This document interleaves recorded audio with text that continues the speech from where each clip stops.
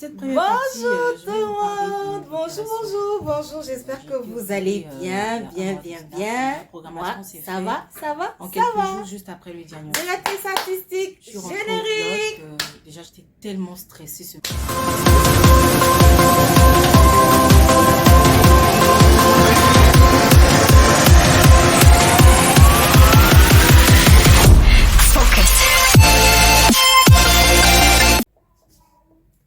J'espère que je vous ai manqué parce que vous aussi, vous m'avez trop manqué. Je vais bien, je vais super bien. Alors, j'espère que vous aussi, ça va bien. S'abonner? Qu'est-ce que tu attends pour t'abonner? Oui, toi, qu'est-ce que tu attends pour t'abonner? Abonne-toi pour pouvoir voir des vidéos de moi. Alors, si je viens aujourd'hui, c'est un peu une continuité de la première vidéo que j'avais faite la dernière fois. C'est pour vous expliquer la suite des événements, ce qu'il en est, qu'est-ce que je deviens aujourd'hui, quel est le suivi du traitement et comment ça se passe. Et tout ça, je vais rien vous cacher du tout. Alors, déjà, j'ai été opérée, voilà, ça se voit, hein. J'ai été opérée, voilà. J'ai été opérée par la grâce de Dieu. Tout s'est bien passé. On dit merci à Jésus, on dit merci à Dieu, le Dieu Tout-Puissant. On lui rend la gloire et l'honneur déjà pour ça et on lui dit merci. Alors, la veille de mon opération, c'est là que j'ai effectué la vidéo que vous avez vue. Pour ceux qui n'ont pas encore vu la vidéo, je vais vous notifier ici pour que vous allez la voir. Allez la voir, c'est la première vidéo concernant mon dépistage du cancer, voilà. Et suite à mon opération, je reviens vers vous pour vous dire ce qui s'est passé. Donc, je suis rentrée au bloc le 13 octobre, il y a plus d'un mois de cela. Et c'est super bien passé. On m'a opéré. On m'a fait une mastectomie totale avec un curage au niveau des ganglions. Je ne sais pas si vous pouvez le voir. Voilà. Ça, c'est le curage. Et ici, la mastectomie. Suite à cela, la tumeur a été envoyée sur l'anapathe pour pouvoir l'analyser, pour pouvoir déterminer quel type de grade de cancer c'est et tout, afin de pouvoir m'orienter sur les traitements à suivre. Là, je m'apprête à commencer mes séances de chimio très bientôt, donc raison pour laquelle vous me retrouvez les cheveux courts, parce que je sais que les cheveux vont tomber très bientôt, mais bon, c'est pas grave, ça finira par pousser. Et vous dis effectivement comment j'ai vécu ma cicatrisation et mon opération. Alors, on va passer à la phase 1 de la vidéo. Matin là, j'étais stressée comme une malade. J'avais mal au ventre, mais quand on m'a dit bonjour, oui, bonjour madame, je commence à stresser jusqu'à j'ai mal au ventre. J'étais stressée de ouf. Et je suis rentrée au bloc. Quand je suis rentrée au bloc, on m'a déshabillée. L'anesthésiste est venu, il m'a demandé si j'ai mangé le matin, on m'a pris la tension, on a vérifié mon poids et je suis rentrée au bloc. Donc j'étais couchée. Je dis aujourd'hui là, je vais voir ce qui se passe dans le bloc opératoire là-bas. On m'a fait coucher. Et au préalable, j'ai une grande sœur que j'aime beaucoup d'ailleurs, qui m'a demandé de mettre de l'ail sur le sein. Quand j'ai su que j'avais le cancer, de mettre l'ail sur le sein. Le premier jour, j'ai mis, ça m'a brûlé. J'ai enlevé le deuxième jour, j'ai mis, ça m'a bien brûlé. Je dis non, c'est abusé. C'est quoi cette histoire? J'avale l'ail, je mets encore sur mon ça va me brûler comme ça. Je vais pleurer, me traîner par terre. Non, c'est trop. J'ai arrêté l'ail là. Donc, du coup, ça m'avait brûlé la peau du sein. Et l'anesthésiste m'a demandé qu'est-ce que c'est. Je lui ai dit, c'est une brûlure que j'ai mis de l'ail et ça m'a brûlé et tout. Donc, ils m'ont mis les injections, nanana. Quand ils ont mis anesthésie là, mes amis, je n'ai pas eu le temps même de regarder à gauche l'appareil qui fait ping, qui signale le cœur, les nanana. Quand c'est allumé, j'ai regardé ça comme ça, le temps d'ouvrir bien mes yeux pour bien regarder là. C'est déjà parti. Mes amis, j'étais partie. Hein? Quand je me suis réveillée, j'étais en salle de réveil avec une femme enceinte qui allait accoucher par césarienne. Hmm? Elle va accoucher par césarienne, là. Elle va rentrer au bloc dans 2 minutes. Mais si vous la voyez pleurer, on dirait quelqu'un qui ne va pas accoucher par césarienne. Wow, ouais, wow. Mais ça, elle pleure pourquoi même? Elle a qu'à arrêter de pleurer, faut me déranger. Oh, elle pleure pourquoi? Ah, elle pleure trop, elle a quel problème? Même la cassette là-bas. Le temps, elle dit la cassette 2 fois là. Il a commencé à vomir. Waouh, waouh. À ce qui paraît, c'est les effets secondaires de l'anesthésie. Est-ce que moi, je connais tout ça là? Mais, et on m'a envoyé en chambre, voilà. Je vais montrer ici mon arrivée en chambre. Juste ici, une chambre top, très belle, j'étais seule, tranquille. En tout cas, les 3 jours que j'ai passé à l'hôpital, c'était génial. J'étais tranquille, j'avais des infirmiers à mon petit soin. J'avais des amis, de la famille qui étaient venus me voir à l'hôpital. C'était vraiment génial et je remercie déjà mes collègues pour être passés, mes amis proches, des gens qui sont venus me voir à l'hôpital. Vraiment, je vous dis merci du fond du cœur. Je vous dis vraiment merci. Et j'ai passé 3 jours à l'hôpital. Les premiers jours, c'était pas du tout facile de me réveiller.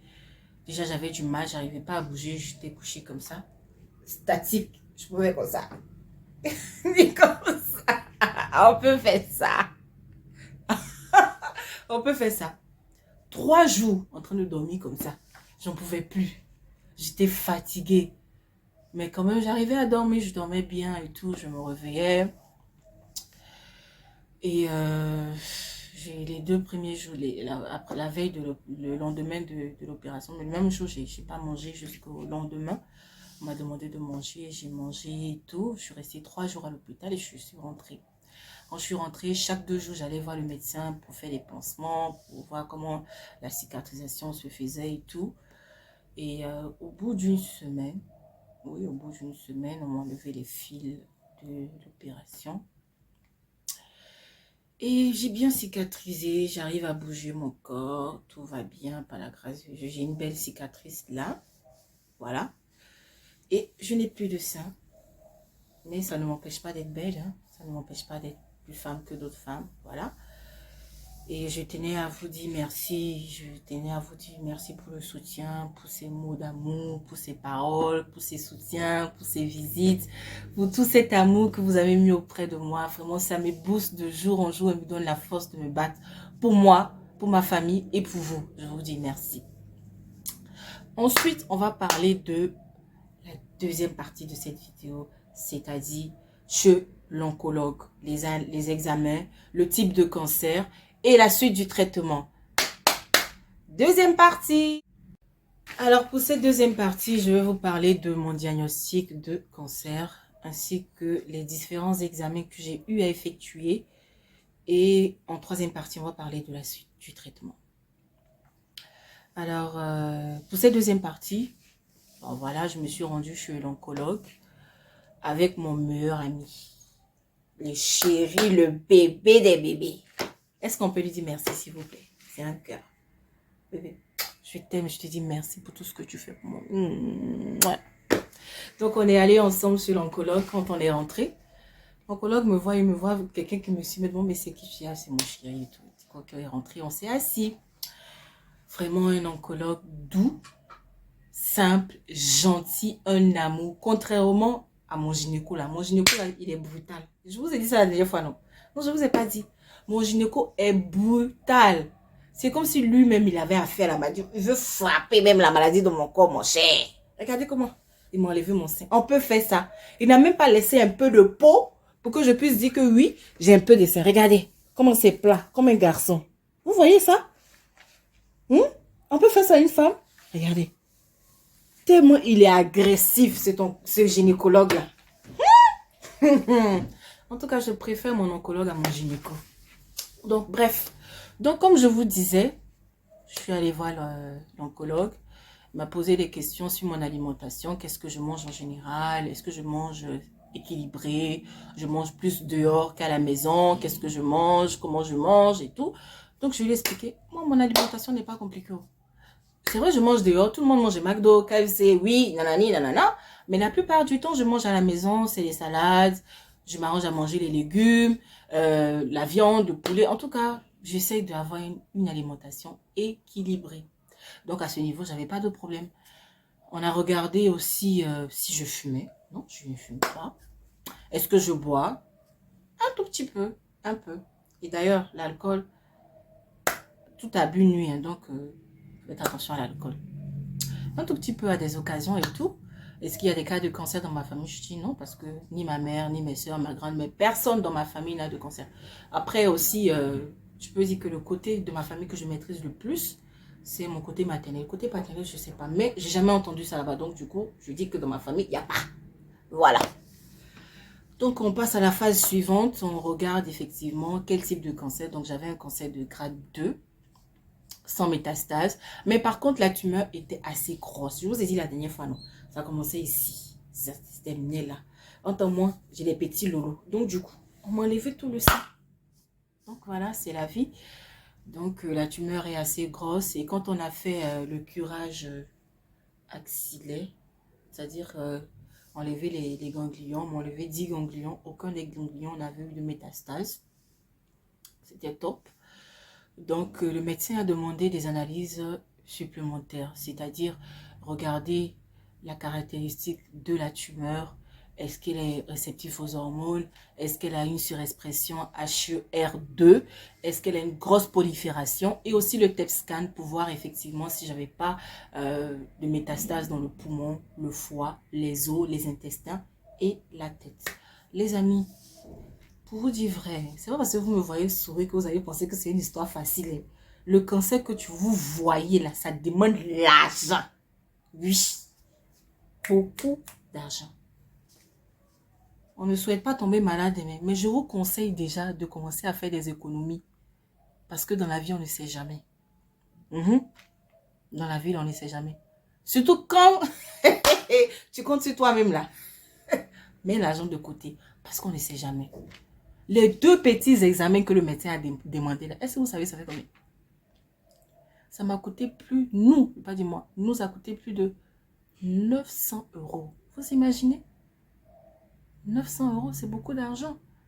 Moi, je pense que je vais venir chez lui, il va me donner les traitements, on va commencer déjà. Et on va encore faire les examens. Ah, on va faire comment? On est déjà lancé. Donc, on organise le rendez-vous pour faire le TEP scan. J'arrive le matin du TEP scan. On me fait une perfusion pendant 1 heure de temps et après on me met dans l'appareil qui va analyser tout mon corps de la tête jusqu'aux orteils. Donc l'analyse a été faite. Il n'y a rien dans la tête, il n'y a rien dans le cœur, il n'y a rien dans le poumon, il n'y a rien dans le foie, il n'y a rien dans mes os. On dit Dieu merci. Rien du tout, du tout, du tout, du tout. Et le TEP scan a démontré 0 métastase. Les analyses aussi pour voir la surexpression de la tumeur ont démontré qu'il y avait une réception aux hormones. C'est-à-dire que la tumeur se nourrit de mes hormones. Moi, je ne comprends pas les thèmes scientifiques, donc je vais expliquer ça en thème que je comprends. La tumeur se nourrit de mes hormones. Prolifération 20%. Dieu merci. Dieu merci. Prolifération 20%. Donc, j'envoie les examens à l'oncologue. M'a dirigé vers un autre médecin qui travaille avec lui. Et j'étais contente de voir que voilà, il n'y a pas grand-chose. La tumeur, c'est pas un gros cancer. Et j'ai pas de métastase. Donc, je me suis dit, ah, comme j'ai pas tout ça, je ne vais pas avoir de chimio.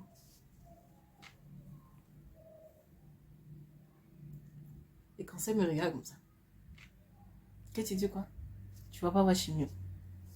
Moi, c'est la image. Je dis que, ah, s'il n'y a pas tout ça là, c'est que, ah, il ne veut pas avoir chimio. Je m'en vais m'asseoir. La bonne dame me dit, bon, écoutez, madame, en tout cas, on va dire Dieu merci parce que voilà, vous avez un cancer qui n'est pas assez grave. Et c'est juste la surexpression, il n'y a pas de métastase, il y a une légère prolifération. Mais on va vous orienter vers une chimio parce que la tumeur est grosse. Ah, madame. Ah. Vous voyez Eric comme ça, la bête doit aller pleurer. Il dit, madame, il n'y a pas autre chose. Il pleurait, il dit. Oh. Chimio, tout le monde appelle ça. Moi aussi, elle fait ça. Madame, il n'y a pas autre moyen. Elle dit, bon, elle va soumettre mon cas à c'est comme une réunion disciplinaire pour pouvoir diriger les traitements des personnes qui ont le cancer. Donc, elle me demande de passer le lendemain pour me donner les réponses des différents médecins et aussi du directeur de l'hôpital. Donc, je retourne la voir le lendemain et elle me dit, voilà, écoutez, madame, on a tranché, vous allez faire une chimio, mais ça ne sera pas une grande chimio, vous allez avoir 6 séances de chimio à effectuer. Donc, on va passer à la 3e partie de la vidéo. Nous sommes à la 3e partie de la vidéo. 3e partie, donc ça veut dire qu'il y a eu une première, une deuxième et une 3e partie. Voilà. Donc, si tu n'as pas suivi la première vidéo qui donne suite à celle-là, mon ami, abonne-toi. Faut t'abonner. Tu t'abonnes, tu vas voir la vidéo en bas. Tout est dedans. Donc, la 3e partie va parler du traitement. Donc, pour le traitement, qu'est-ce qui a été déterminé avec les médecins? Je vais faire 6 séances de chimio, 3 chimios rouges et 3 chimios blanches. Les chimios rouges sont les plus difficiles. Ça va me faire perdre les cheveux, les sourcils, les cils, les poils et les poils. Voilà. Je vais vomir pendant les 3 premiers jours et après, je vais commencer à me rétablir. C'est les plus difficiles. Ils vont être effectués chaque 21 jours. Et après ça, j'ai 3 autres chimios qui vont se passer en 2 semaines ou 1 semaine. Je sais plus trop avec la dame, donc j'ai pas trop suivi la dernière partie. Mais je crois que c'est en 2 semaines et 1 semaine. Et c'est un traitement qui va durer à peu près 5 mois. Voilà, 5 mois. Après cette séance de chimio, je vais être orientée vers le radiologue qui va vérifier avec les examens si il faut faire radiothérapie. Ça va être déterminé avec mon oncologue après la chimio. Mais par contre, s'il n'y a pas de radiothérapie à effectuer, je vais juste prendre des hormones pendant 5 ans. Et oui, je vais prendre des comprimés chaque soir avant de dormir pendant 5 ans. Je n'ai pas le droit de tomber enceinte. J'ai plus le droit de prendre des pilules du lendemain. J'ai plus le droit d'avoir des contraceptions liées aux hormones. J'ai seulement le droit d'avoir un stérilet en cuivre. C'est tout. Hormis ça, j'ai pas droit aux pilules du lendemain. Donc là, mes amis, c'est chaud. C'est chaud. C'est chaud. Ces 5 ans-là, ça va chauffer. Mais c'est pas grave.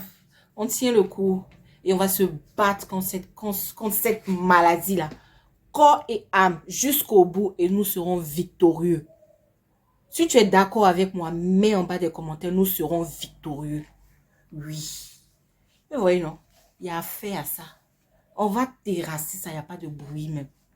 Donc, j'espère que vous avez aimé cette vidéo. Je vous kiffe, je vous love, je vous aime. Partagez la vidéo, likez, abonnez-vous à ma chaîne. On va parler de tout et de tout et de tout et de tout concernant le cancer. Et aussi de la beauté, de la bonne humeur, de la joie pour vous mettre de la pêche dans votre vie. Je vous kiffe, je vous love, je vous love.